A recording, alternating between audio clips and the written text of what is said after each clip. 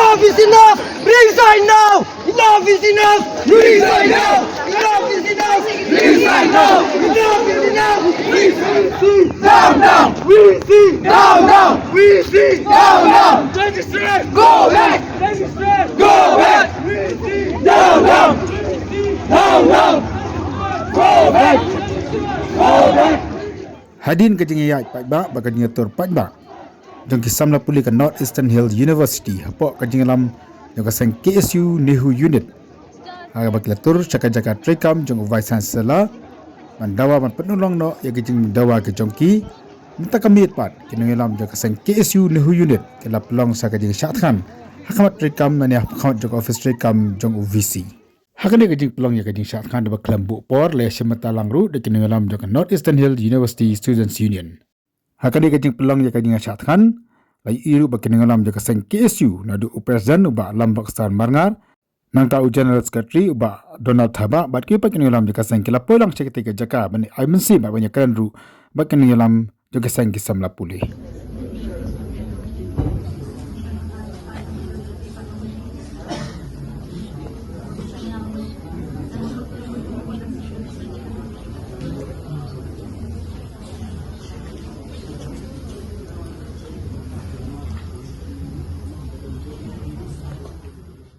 Laban kada hangde bahkan ni gajinya tur pajba saka Ophis trekam jong VC kinangelam jaga sang KSU NEHU kila pelang gajinya tainya ba gajinya thalan ke bejur hakabede ba gajing sam menti jong u an pentrekam ya ki jing dawa ke babun jong kasai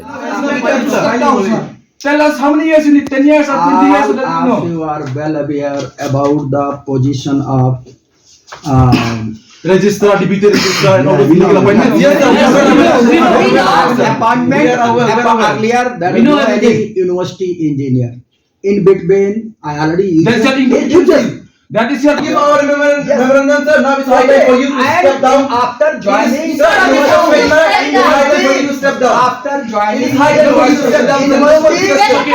You cannot take action against this illegal appointments. Persons who are not competent. It's high time for you to step down. I am ready. You are ready, sir. You are ready. Yes, sir. Please step down. Step down. We have no more confidence in your leadership, so please, we are requesting you step down from your post, sir. Yes. You are even the registrar. Please step down. That's it. As of now, that's only our demand. As for now, 2,000 students. No, this is not possible. This is not possible. It's only depend on the government. In your leadership, nothing is possible. I'll tell you, sir. In your leadership, nothing is possible. There's no accountability. There's no transparency in your leadership. Step down. I cannot. You think about it. I cannot counter you. Can say. Yes, I'm smiling and You don't know anything, sir.